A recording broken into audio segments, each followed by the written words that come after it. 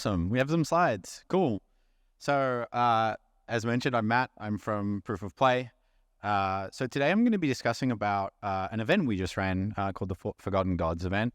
And one of the main purposes of this is, we're building new games on chain, and we make a lot of assumptions as builders. We make an assumption that our players really care about trust. They really care about all of the properties that you would get from a blockchain. And we don't know if they actually really care about that. And so this was an experiment with our user base to see how far we can push that and what they really care about. And so quick brief intro about me and what we're working on. Working on a fully on-chain RPG. We launched about a year ago with basically nothing. And we launched exactly when FTX crashed. So perfect timing. We're kind of like a mashup game. We have a card battle mechanic, and we kind of like an RPG component. So think like Clash of Clans meets Slay the Spire, that kind of thing. And we ship weekly.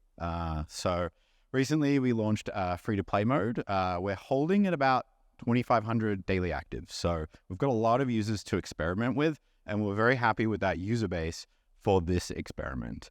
We're holding here right now, so we're not like actively trying to push the player base right now while we're testing, but we're planning for 100K players on the game. So here's a quick, preview of what the game looks like. So a little bit like those two games, but, a bit more ships and swashbuckling. So there you go.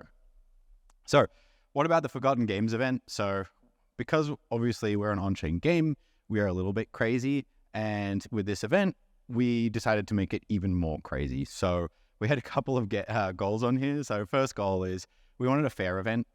In particular, there are some dynamics that we had here that are different to normal games. The first one is we wanted both old and new players to win. And by that, we also wanted players who didn't have incredible amounts of resources to be able to compete with whales. So that was our first goal. And then the other two goals, because we're crazy, is we didn't want to do any engineering, which sounds a little bit silly for an on-chain game where we're encouraging people to hack it and modify it. But this is because on-chain game doesn't just mean that we want to have contributions from engineers. We also want to have contributions from everyone. And so the challenge to us is, could we have game designers and artists contribute to this event without involving the engineering team? And so the only way to do that accurately is to say no engineers at all. And so that's what we did. And we put some new tools in internally to try and do that. So here's a brief bio of the event. This is what the game designers came up with. These are 1155 tokens in our game. And they came up with this idea that you could collect idols, which are randomly given to you by a few different mechanisms. They had a second stage that they changed into pieces. And then they had a third change to change into idols. And sorry, I'll correct it. They had to correct these tablets first, not idols.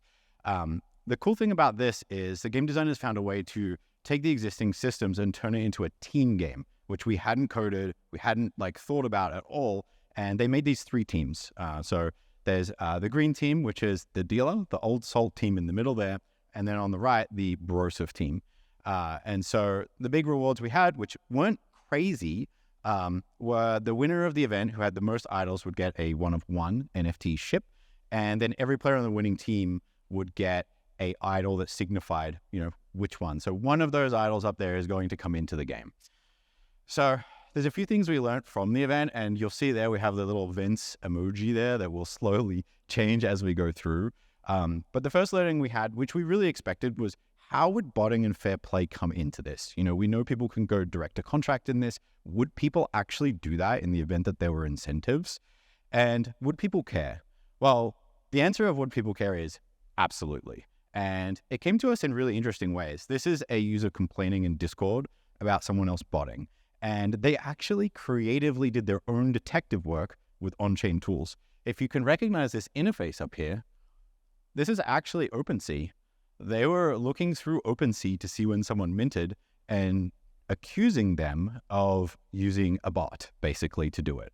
And so we had to look into this, and woof, this looks pretty damning. Looks pretty regular on this case. And in this case, they're doing a quest every 5 hours, or in this case, a bounty actually. And it looks pretty regular. So it passed the sniff test to continue looking into it. And we looked into it more. And when we did look into it more, we actually found, despite that looks super regular, when we looked into traces, we found that this user actually was not botting. Their actions were different minutes. They were using the client directly. They weren't going directly to contract. And we saw that they're actually a legitimate user.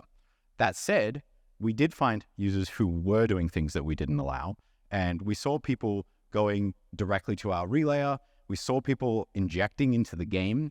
And we ended up putting in some changes throughout the event to the client and to the relayer that actually stopped them in their tracks. So that was a bit of fun on that. And we saw a bunch of people who were going direct to contract, which was something we allowed and expected. So that's a bit of that. The big learning we really wanted to get into is social deception. One of the things that we had for this event was it was a 3-week event. We split it into 3 parts. The first part where we wanted to see players assemble into different teams. The second part where we wanted to give players an incentive to get out of the event. And then the third part where we wanted to try and get people onto other teams. And so in the first part, we saw kind of a few different things. Firstly, we saw that an initial team that got really popular was the social creators. So people who were creating content, videos, hosting like X spaces.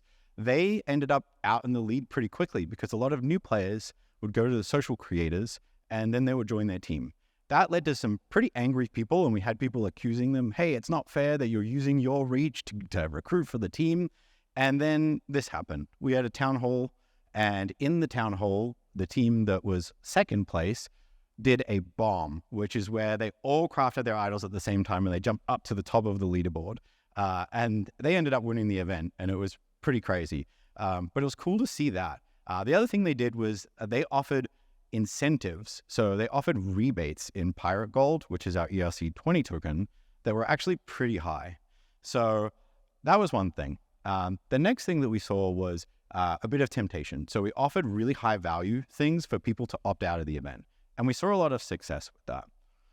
The next thing we saw was actually a bit of gold burn. So because of those people doing the rebates, we actually saw the token go deflationary for a while. And we haven't been spending a lot of time trying to balance P-Gold perfectly, but we saw that a big event like this will incentivize people to burn something that's valuable, even if the rewards are less than that. They really care about winning more than actual value, which was cool. And then the last thing I think, which is probably the most interesting to this crowd, was will people actually contribute to an on-chain game?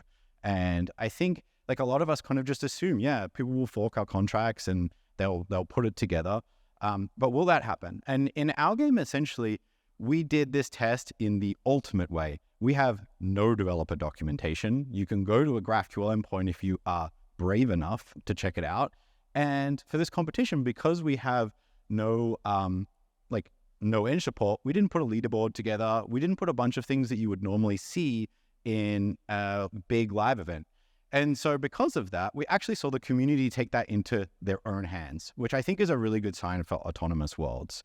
And in this case, this user, Easy Snipe, also known as Moon, basically went through our GraphQL and created a CLI leaderboard that showed who in each team was minting the most totems, which was really freaking cool, and we really liked it. He then shared that out to the community, and Swab, who's one of our team members, he's a community manager who's not a programmer, took that, fed it through AI tools like ChatGPT, and made a Discord bot for it, so people could see it on the Discord.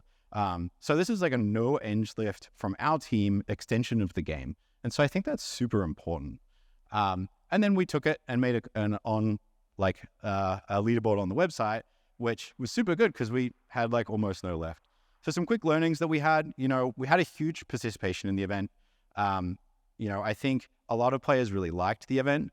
The big learning we had is people are really competitive to the point where like they will like throw away the value propositions of what they're earning on chain just to win. We also learned it's important to have like parts of the game that are very difficult to bot. And then I think some things we would do differently. I think the big learning we had was when we set out the event, we had a few quests and things that were pretty much like encouraging bad behavior. So the biggest one we had was we set a bounty every 5 hours. We're basically encouraging people to do unhuman-like things to succeed at the game. And so we saw that a lot. We saw people, roping in their their brother, sister, mother, wife to try and do the bounties for them to win. And I think we would set that differently. And we did do that at the last half of the event. We set the timers to be differently. And so that's really important to encourage the behaviors you want for players to play. There's a couple of other things here. I think we can improve on event comms. We can experiment with stronger incentives. At the last phase, we were really hoping that we would drive defections from people to go to another team. And we found that the teams had really strong bonds. They've developed through adversary with the other teams, and they didn't want to lose that. And because everything's on chain, they wouldn't do it, because even if they started to defect, it would be essentially known in the public. And so they didn't want to embarrass themselves. So the most important thing is we had an incredible amount of fun. And so here's my post-assembly question, which is, what does the best version of on-chain gaming contests look like? And how can we see live events into these on-chain games? Thank you, guys.